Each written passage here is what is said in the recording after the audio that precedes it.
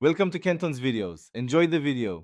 You start by securing power and collecting diagnostic data. Make sure the battery reads at least 12 volts, wear gloves, and keep the ignition off. Next, plug in an OBD-ROMAN 2 scanner or the factory diagnostic tool and retrieve all stored and pending codes along with any freeze-frame data. Once you have those codes, write down the vehicle mileage and the driving conditions shown, and photograph electrical connectors and harness routing so you can restore everything exactly as found. Now inspect the suspected systems based on the codes.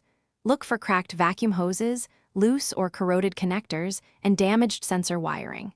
Then perform targeted tests. For example, check MAF and TPS resistances, watch O2 and fuel trims on live data, or probe sensor outputs with a multimeter to compare to spec.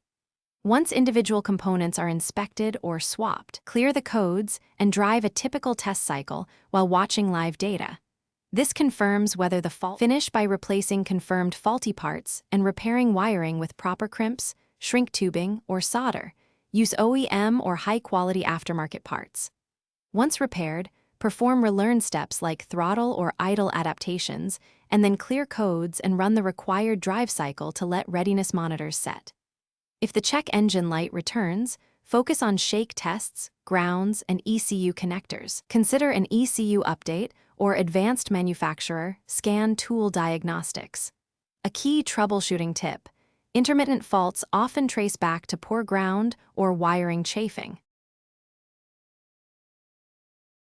Thanks for watching. Consider subscribing if we helped you.